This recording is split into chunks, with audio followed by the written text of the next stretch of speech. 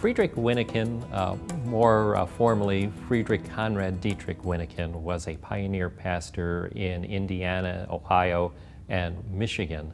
He came from Germany in 1838 to gather the scattered Protestants of Indiana and the surrounding region into congregations. He also served as the second president of the Lutheran Church Missouri Synod, and in the 14 years he served as synodical president, there were some significant events in the history of the Synod and the nation, one of them being the American Civil War, during which he cared for the congregations and members of the church body through personal visits throughout the nation.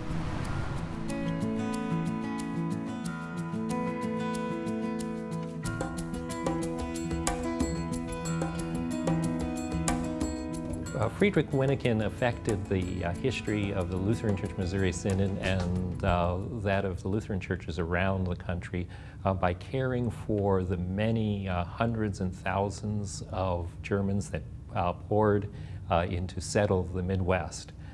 They normally came in small families and with sometimes their members of their village, and settled in wherever they could find land and to prepare the ground and to grow crops and raise families.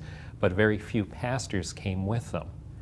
Friedrich Wyneken personally on horseback went through the wilderness on mostly Indian trails and along canal routes and rivers to care for these people.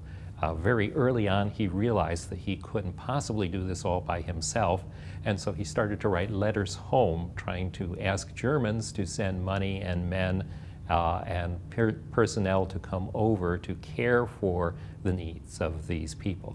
When he found that they were not responding fast enough, he and his new bride, Sophie Wyneken, got onto a boat and went back to Germany. And in 1841 to 1843, he spent time personally appealing to Germans throughout the whole of Germany. The result was a number of important men, including a fellow by the name of Wilhelm Löhe, decided to answer that appeal to prepare pastors for ministry in America and to send them with money and books to care for the people on the frontier. The result was eventually, among other things, the founding of Concordia Theological Seminary at Fort Wayne to provide men for this mission field. Many pastors were provided for congregations throughout the Midwest. The church body, when it was founded, grew very rapidly. In addition, he helped to found the Lutheran Church Missouri Synod by getting in touch with the Saxons in Missouri, principally C.F.W. Walther, and also working with Leah's men in America, principally in places such as Frankenmuth and throughout the Midwest. And together, they were able to bring together the Lutheran Church Missouri Synod. Later on, his work as president of Synod served to kind of forge together all of these variety of different Germans from all kinds of different places and all kinds of different cultures into a single brotherhood, and a very close one at that. Most of that he did by the sheer force of his personality.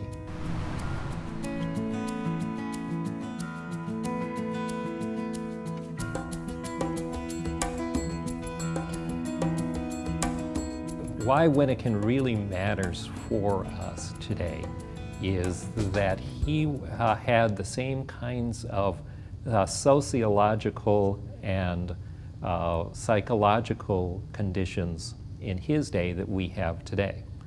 On the frontier, Friedrich Wyneken found people that valued someone who was straight with them, that told them the absolute truth, whether that was acceptable or kind or PC or not. He found people that valued someone who was who he says he was. Wyneken was the kind of guy that never varied one bit from the word that he gave. In addition, The people on the frontier valued individuals that cared about their neighbors and would come to their need. And Friedrich Wyneken was someone who always gave things away, so much so that his wife had to hide things from him. His friends had to put things in his wife's name so he wouldn't sell them. He was known very literally for taking the shirt off of his back and giving it to someone to bury their relative who did not have proper clothing for it, for riding back into his father-in-law's home without his boots because someone along the way needed them more than he did, who gave away food and money as soon as he got it to someone who was poorer than he was. And the result was the people on the frontier really loved him. And even those that he had quite a bit of harsh words for during his lifetime, when it came time to have his funeral, all of them, Catholics, Methodists, Baptists, Presbyterians, all of them also turned out at his funeral to mourn him because they knew that this was a guy who was who he was and said who he was and actually cared for people and brought God's word to them. And for us, in a day and age where especially the younger generations are kind of tired of being sold things on television and can see right through a commercial and what a commercial is trying to do to get them to buy something, who wants something that is honest and real and sound and something that is not going to perish or go away. Wyneken is the kind of example that we can emulate today to bring the gospel to new generations simply by being the way he was.